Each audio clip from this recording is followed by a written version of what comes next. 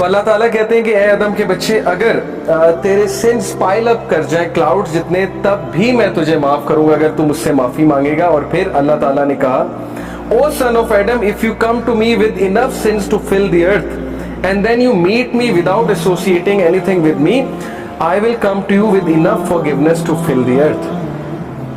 اگر تو مجھ سے ملاقات کرے اور تو مجھ سے معافی مانگے اور تیرے سنس ارتھ کو فل کرے ہوئے ہیں یعنی انفائنائٹ سنس ہیں اور تو مجھ سے معافی مانگے گا تو میں تجھے بالکل اتنی فورگیونس کے ساتھ معافی کروں گا جتنے تیرے سنس, اور نہ صرف معاف کروں گا تیرے سنس کو میں ریوارڈز میں کنورٹ کروں.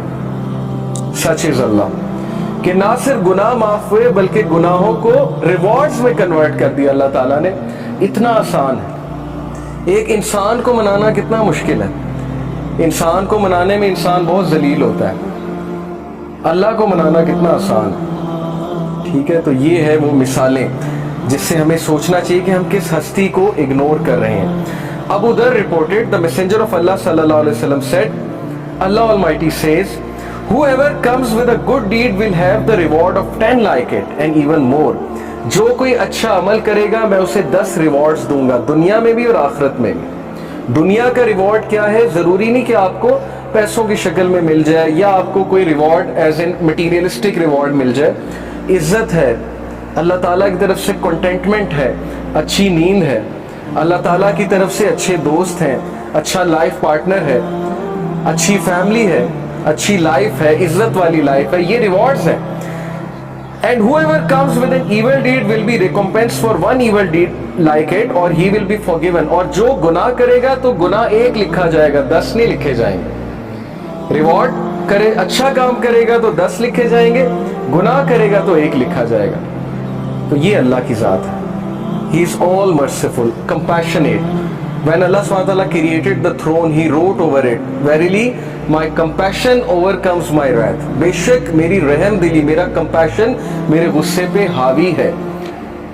اللہ تعالیٰ is all merciful for the creation.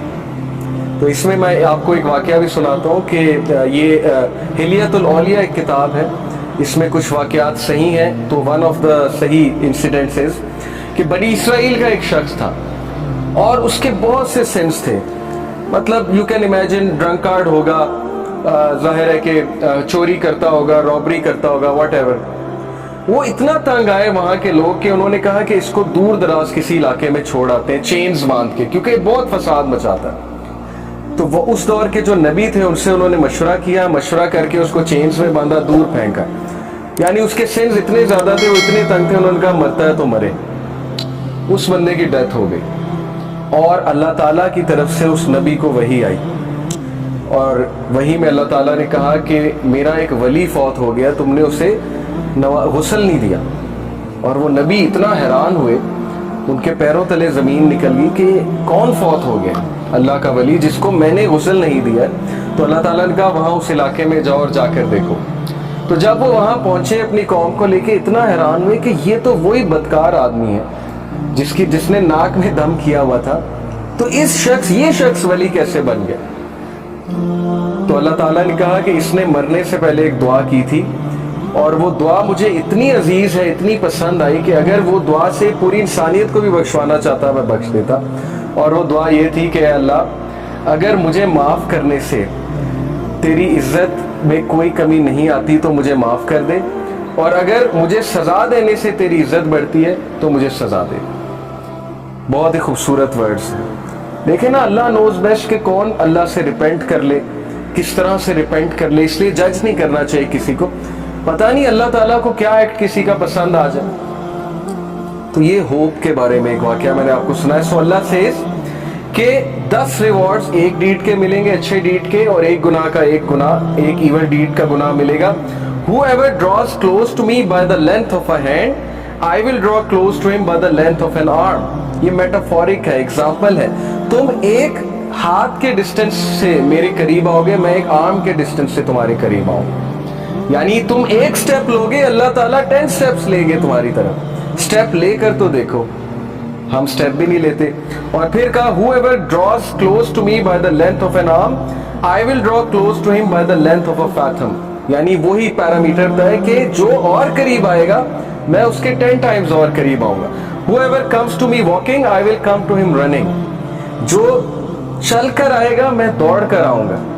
whoever meets me with enough sins to fill the earth, not associating anyone with me, یعنی شرک نہ کیا ہو, I will meet with him as much forgiveness. تو میں اس کو اتنی ہی forgiveness کے ساتھ ملوں گا.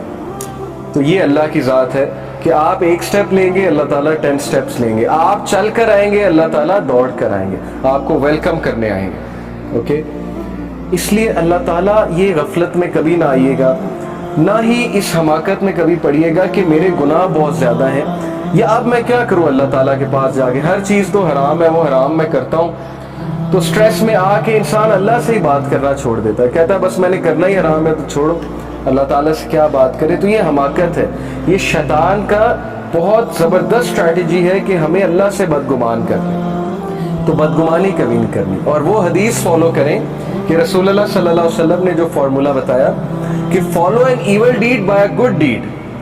کوئی گناہ ہو گیا ہے, کسی کو آپ نے کوئی ظاہر ہے حقوق العباد میں کمی ہو گئی ہے, یا کوئی پرسنل سن ہو گیا ہے, اللہ کی حدود پامال ہو گئی ہیں, جو کام نہیں کرنا چاہیے تھا وہ اکیلے میں کر لیا ہے, تو ڈی موٹیویٹ نہیں ہونا, پروکریسٹینیٹ نہیں کرنا, اتنا زیادہ ریگریٹ میں نہیں چلے جانا کہ بس اب زندگی ختم ہو گئی, اب تو میں بالکل ہی بیکار ہو چکا ہوں. رسول اللہ said follow bad deed by good deed, بس خلاص, تاکہ دل پہ وہ کالا دھبا نہ پڑے جس کی وجہ سے پھر ظاہر ہے دل بہت ڈارکن ہو جاتا ہے, پھر نیکی نیکی نہیں لگتی, برائی برائی نہیں لگتی. اور یہ ہم نے خود فیل کیا ہے, ایک دور میں برائیاں بالکل برائی نہیں لگتی تھی. یہ تو پرسنل ہمارا ایکسپیرینس ہے. میری لائف پاسٹ میں ایسی ہے کہ بہت سی برائیوں میں انوالو تھے, وہ لگتی ہی نہیں تھی برائی.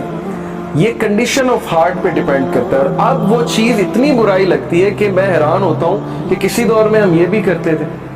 تو it all depends on the condition of the heart. قلب جو ہے نا, یہ بہت سائنس ہے قلب کی, کہ قلب اصل میں ہے کیا. اینڈ دین اللہ سبحانہ وتعالیٰ said this hadith is really should be our constitution.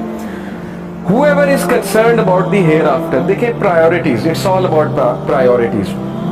جو کوئی ہیئر آفٹر کے بارے میں کنسرنڈ ہے, ہیئر آفٹر کے بارے میں کون کنسرنڈ ہوتے ہیں, کیسے کنسرن شو کرنا ہے. ایک ایٹیٹیوڈ یہ ہے, ایک جو ہے وہ اگزامپل یہ ہے, اگر کسی کو آپ نے دیکھنا ہے نا وہ ہیئر آفٹر کے بارے میں کتنا کنسرنڈ ہے, اس کی روٹین گواہی دے گی کہ وہ آخرت پہ نظر ڈالے ہوئے.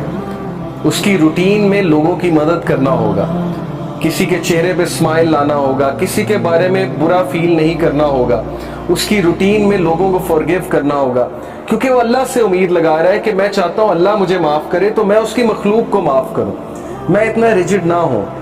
اس کی روٹین میں نماز ہوگی, اس کی روٹین میں وہ کام ہوں گے جو اللہ تعالیٰ نے کرنے کو کہے ہیں, اس کا کیلنڈر سیٹ ہوگا رسول اللہ صلی اللہ علیہ وسلم کی بتائی باتوں کے مطابق. تو دس شوز کہ وہ کنسرن ہے ہیئر آفٹر کے بارے میں. تو جو کوئی ہیئر آفٹر کے بارے میں کنسرن ہے, اللہ will place richness in his heart, اللہ اس کے دل کو غنی کر دے گا. bring his affairs together, اس کے معاملات کو سمیٹ لے گا. یہ بہت بڑی بات ہے.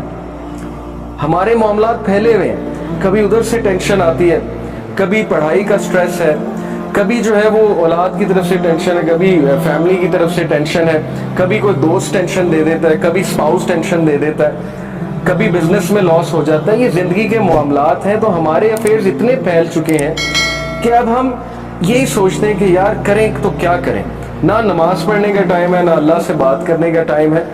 تو یہ کیوں ہے؟ کیونکہ دنیا پرائیورٹی بن گئی. دنیا کے افیئرز, صحابہ کے نزدیک اوقات ہی کوئی نہیں تھی دنیا کی, اسی لیے وہ بہادر تھے, اسی لیے کریجیس تھے, اسی لیے ان کا پرپز, ان کا مشن, ان کا ویژن وہ چلتا رہتا تھا. جو مرضی سچویشن کریٹ ہو جائے, سرکمسٹانسز ان کو نہیں روکتے تھے, وہ چلتے رہتے تھے اپنی منزل کی طرف. منزل کی طرف جانے سے وہ رکتا ہے جو ڈر جاتا ہے دنیا کے پرابلم سے.